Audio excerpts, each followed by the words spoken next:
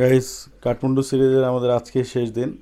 তো আজকে আপনাদেরকে আমরা কাঠমান্ডু সিটির একটা ভিউ দেখানোর চেষ্টা করব। আর মর্নিংয়ে আমরা কি ব্রেকফাস্ট করছি এটাও দেখাবো আপনাদেরকে। রুমের অবস্থা খুব একটা ভালো না, এখন দেখাতে পারছি না, ঠিক আছে, পরে দেখাবো। ওকে, বাই বাই। তো গাইজ, আমরা সকালবেলা এখানে খাবার খেতে এসে দেখলাম নেপালিয়ানদের আসলে ফুড হ্যাবিটটা একটু অন্যরকম, কিছুটা ইন্ডিয়ানের সাথে মিলে। আর ওরা সকালবেলা আসলে যে খাবারগুলো খায় এগুলো আপনাদেরকে এখন দেখানোর চেষ্টা করব আমরা। ওরা ব্রেড খায়, দেন হচ্ছে এখানে পরোটা ছিল, ওইটা ঘি দিয়ে আর কি পরোটা।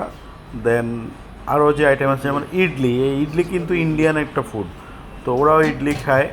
তো এরকম দেখা যায় আরও যে ফুডগুলো আছে, যেমন এখানে ধোসা আছে, ধোসা খায়। তারপর হচ্ছে ভেজিটেবল আছে এই ধরনের, যেটা কিনা বয়েল করা।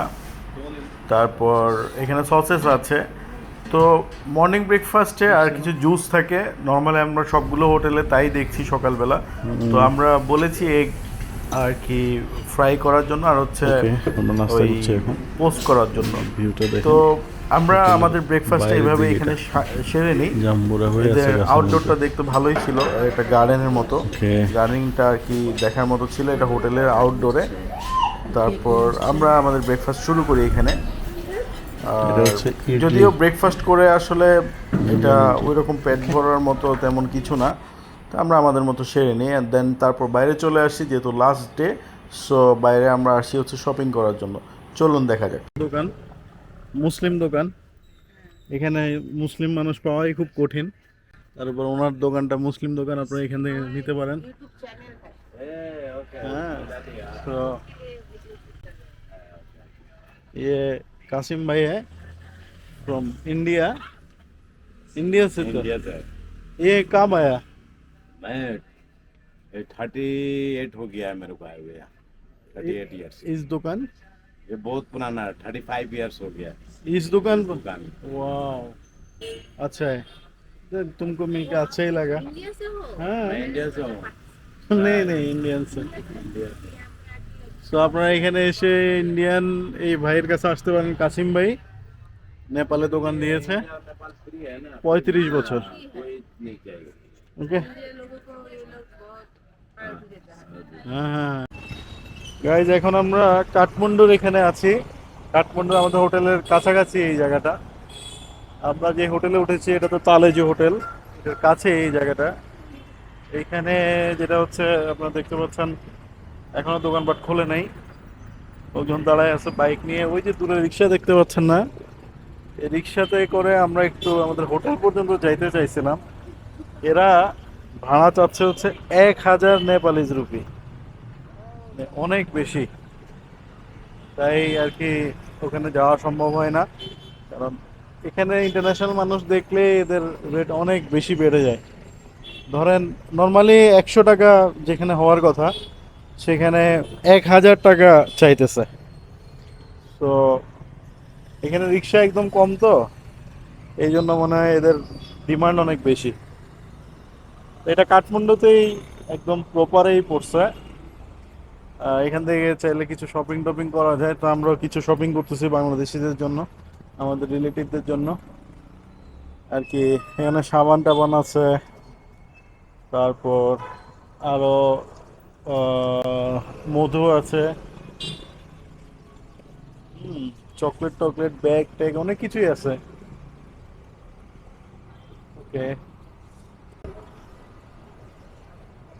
here you go.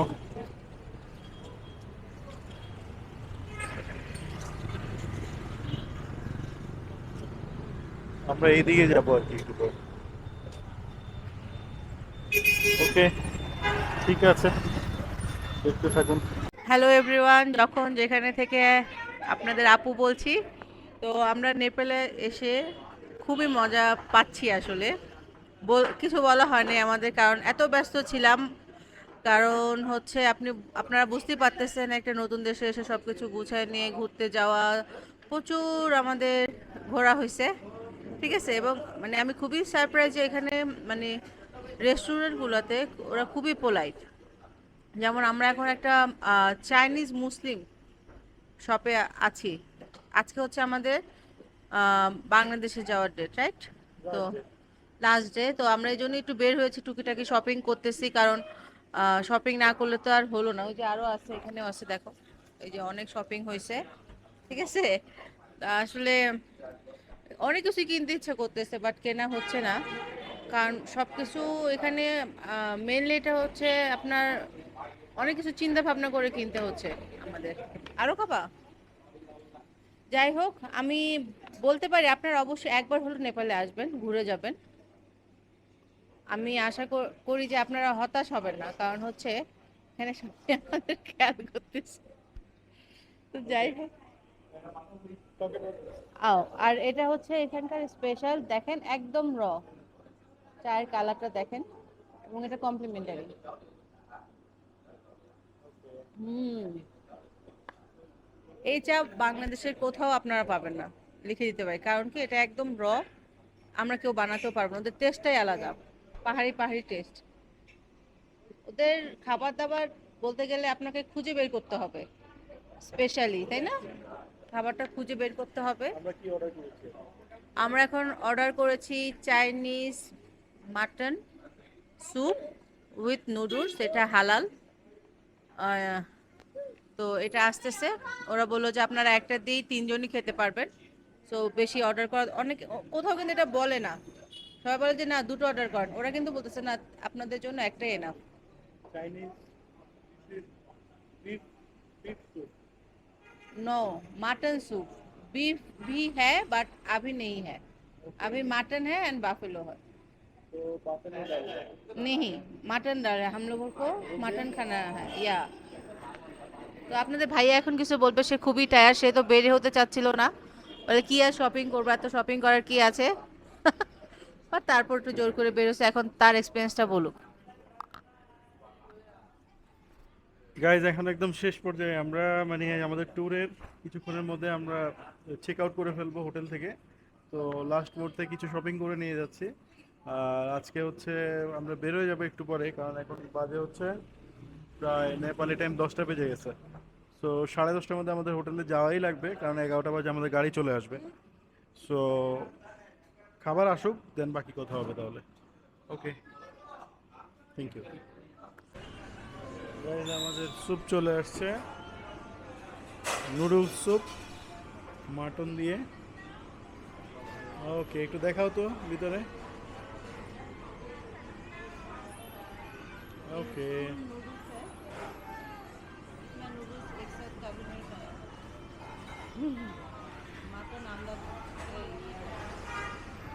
ওকে, একটু খেয়ে দেখো তো কেমন। বিসমিল্লাহ, বিসমিল্লাহ, বিসমিল্লাহ। यम्मी। ओके, ठीक है, चलो। Our hearts beat to the city streets. We began to feel the fire. We rise like tall buildings as the chemicals they take us higher. The night's young and it's just begun as she puts her hand in mine. We wanna chase the night, wanna dance to the light, pull stars from the sky, just two hearts running wild. Never sleep, never stop. আসতেছে ওই যে baby monkey. Wow, hi baby monkey, দেখছিস? ওই যে দেখ, উপরে দেখ, উপরে ওই যে, চলে গেছে। ওই যে, হ্যাঁ হ্যাঁ, ওই যে বেবি মাঙ্কি। এই আসো আসো, বানানা আছে কই? ব্যাগে।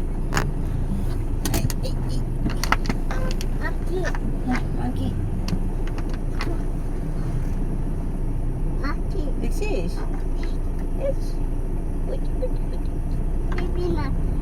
এখন নেমে তো পড়ে যাবে, আবার আসবে মাঙ্কি। ওই যে খাচ্ছে। ওরে কিউটি। এসে কি করবে? Every shot from the top, we're gonna be two hearts running wild.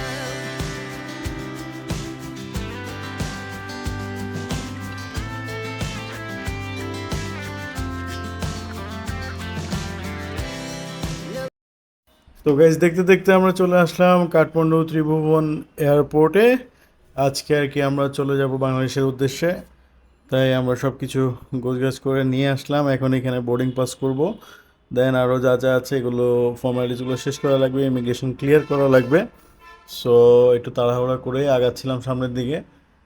তো আমাদের ভিডিও কেমন লেগেছে অবশ্যই জানাবেন। এরপর আমরা দেখাবো বিমানে করে আমরা ওই যে যাচ্ছি ঢাকার উদ্দেশ্যে যাব যখন, তখন আরও কিছু ভিডিও আছে শেষের দিকে, দেখতে থাকেন সবাই। হ্যালো এভরিওয়ান, তো আপনারা দেখতেছেন আমরা ফ্লাইট করতেছি। তো আসলে সর্বোপরি নেপালের এক্সপিরিয়েন্সটা এখন আমি আপনাদের সাথে শেয়ার করব। আমাদের এই ট্যুরটা খুবই একটা স্পেশাল ট্যুর ছিল আমাদের জন্য, যেহেতু আর আমাদের ইন্টারন্যাশনালভাবে এটাই ফার্স্ট ট্যুর ছিল। সো এবং এশিয়ার মধ্যে আমাদের খুবই ইচ্ছা ছিল একটা কান্ট্রি ভিজিট করার। তো নেপালটা যখন ঠিক করি সেটা আমাদের কোরবানি ঈদটা হওয়ার ঠিক 1 মাস আগে আমরা নেপাল ট্যুরটা সব কিছু ঠিকঠাক করে ফেলি, অ্যারেঞ্জ করে ফেলি। যাদের মাধ্যমে গেলাম তাদের সাথে কন্ট্যাক্ট করে যত কিছু ঠিক করার করি। তো প্রথম যে 2 দিন ছিল সেই 2 দিন খুবই একটি সারপ্রাইজিং ডেগুলো ছিল, কারণ হচ্ছে আমাদের লং জার্নি হয়, আমরা পাহাড়ের মাঝখান দিয়ে যাই। তো আপনারা দেখতে পাচ্ছেন অনেক পাহাড়, এটা কিন্তু অনেক বড় পাহাড়, মানে আপনারা কল্পনা করতে পারবেন এটা অনেক দূর থেকে দেখা যাচ্ছে, তাই মনে হচ্ছে যেন ছোট পাহাড়, আসলে না। বাসাগুলো দেখতে পাচ্ছেন খুব ছোট। আমরা এটা প্লেন থেকে ক্যাপচার করেছি আপনাদেরকে দেখানোর জন্য। এটা হচ্ছে এয়ারপোর্ট ভিউ ওদের, মানে আপনার তখন কিন্তু যেতে ইচ্ছা করবে না। আমি যখন এটা ভিডিও করতেছিলাম তখন কিন্তু আমার ইচ্ছা করতেছিল আরও কয়েকদিন থেকে যাই। যাই হোক, যেটা বলতেছিলাম, প্রথম 2 দিন আমাদের খুবই জার্নির মধ্যে গিয়েছে। তো আমরা পোখারাতে 2 দিন ছিলাম, সেই 2 দিন খুব এনজয় করেছি। ওখানে আসলে একটু রেস্ট নেওয়া হয়েছে, ঘোরা হয়েছে। আফটার দ্যাট আমরা যখন ব্যাক করি আবার কাঠমান্ডুতে, তখন আমরা যে হোটেলটাতে ছিলাম ওটা একদম নেপালিদেরই হোটেল। ওদের আপনারা দেখেছেন কারুকার্যগুলো খুবই সুন্দর ছিল। আমি কখনো এমন হোটেল দেখিনি, মানে মনে হচ্ছিল সব কিছু কাঠের মধ্যে খুব নিখুঁতভাবে শৈল্পিকভাবে কাজ করা, খুব মনোযোগ দিয়ে একজন শিল্পী যেভাবে আঁকে ঠিক সেভাবে আঁকা।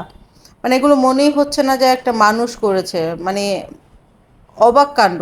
আমি আমি মনে করি নেপালের নর্মাল যেই আপনারা কালচার বলেন সব কিছু আপনারা কাঠমান্ডুতেই দেখতে পারবেন। তো এখানকার ঘরগুলো ইউনিক ছিল, হোটেলগুলো ইউনিক ছিল। ওখানে আপনার শপিং করলাম, আমরা ঘুরলাম, খাওয়া দাওয়া করলাম, খুবই ফ্রেন্ডলি ছিল সবাই। তো এই জন্য আসলে যেতে ইচ্ছে করতে ছিল না, যেহেতু অলরেডি আমাদের প্যাকেজ শেষ হয়ে গিয়েছে, তাই আসলে ব্যাক করা। তো আপনারা যারা আমাদের ভিডিওটা দেখতেছেন তারা যদি নেপাল ট্যুর প্ল্যান করেন অবশ্যই একটু বেশি দিন নিয়ে যাবেন, একটু ঘুরে আসবেন, ভাল লাগবে। আসলে মানে আমাদের দেশের কাছে এত সুন্দর একটা মানে দেশ আছে, হতে পারে খুবই ছোট, বাট ওদের মানে কালচার বলেন প্রকৃতি বলেন খুবই ফ্রেশ, আমাদের দেশ থেকে অন্তত বলতে পারি অনেক ফ্রেশ। তো যাই হোক, এখন দেখতে পাচ্ছেন আমাদের বিমান কিন্তু রানওয়েতে উঠে ওদের আমাদের উপরে ওঠার জন্য স্টার্ট করে দিয়েছে। এটাকে আমি কি বলবো, মানে তখন একটা যারা আপনারা মানে প্লেনে গিয়েছেন কোথাও যেখানেই হোক না কেন, দেশের অভ্যন্তরের বা বাইরে, আপনারা এই সময়টা কিন্তু খুবই একটা মানে অনেকের কাছে ভয়ের সময় থাকে।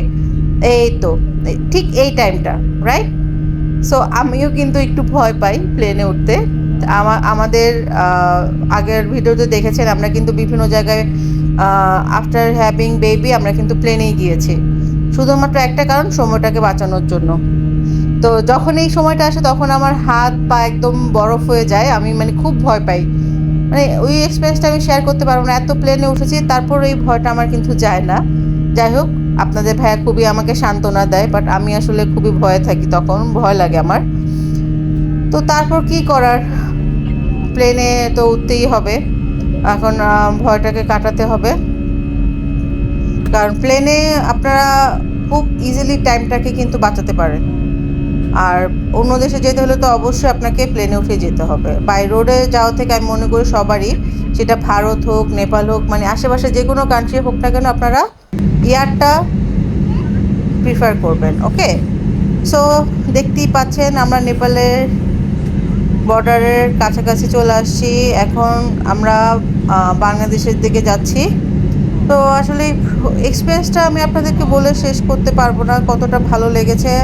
আর আমাদের বেবি মানে সর্বোপরি আমাদের সবারই একটা নতুন এক্সপিরিয়েন্স হয়েছে। আপনাদের ভাগ্নি আনিকা তো খুবই মজা পেয়েছে। সে ফার্স্ট সুইমিং পুলে উঠেছে, ফার্স্ট হেঁটেছে, পাহাড়ে হেঁটেছে। এত উঁচুতে সে কখনোই ওঠে নাই, আমরাই নিয়ে যাইনি। কারণ বাংলাদেশে যখনই আমরা বান্দরবনের প্ল্যান করি তখনই সেটা ক্যান্সেল হয়ে যেত বিকজ অফ রেন অথবা হাইট এসবের জন্য। আর আমার মনে হয় যে মানে বান্দরবনের একটা ফিলিংস কিন্তু ওখানে পাবেন আপনারা যদি বান্দরবনও যান। আমার মনে হয় এই নেপালের যে ফিলিংসটা আমরা পেয়েছি পাহাড়ের মধ্যে দিয়ে যাওয়ার, মানে খুবই একটা অন্যরকম ফিলিংস, মানে আমি বোঝাতে পারবো না আপনাদেরকে। আসলে এখন ভয়েস ওভার করতেছি তো এই জন্য ওই স্মৃতিতে আবার চলে যাচ্ছে যে তখন আমরা গাড়িতে গেলাম। এই তো কিছুদিন আগের কথা, অলরেডি কিন্তু আমাদের 1 মাসের মতন হয়ে যাচ্ছে ঈদের, কিন্তু এখনও মনে হচ্ছে যে এখনও এই কালকেই আসছি আমরা। তো যাই হোক, এই যে আমরা বাংলাদেশের কাছাকাছি বাংলাদেশেই চলে আসছি। আমাদের ভিউটা দেখেন, খুবই সুন্দর মাশাআল্লাহ। আমাদের দেশটা কিন্তু এমনি অনেক সুন্দর, আমাদের দেশের আবহাওয়া সবই সুন্দর, কিন্তু জনগণটা একটু আমার মনে হচ্ছে একটু যদি একটু হার্ড হয়, তারা রুলসগুলো যদি ফলো করে আরও পরিষ্কার পরিচ্ছন্ন থাকবে। নেপাল দেখেন অনেক ছোট একটা দেশ, কিন্তু ওদের রাস্তাঘাট সব কিছু অনেক ক্লিন, অনেক সুন্দরভাবে সবাই, এটা শুধু একজন কিন্তু করে নাই বা গভর্নমেন্টও করে নাই, এটা সবাই মিলে পরিষ্কার করে রাখে। কেউ কোথাও ময়লা আবর্জনা ফালায় না। কোনো মানে আপনি দেখবেন না যে একটা সিগারেটের প্যাকেট অথবা চিপসের প্যাকেট আছে।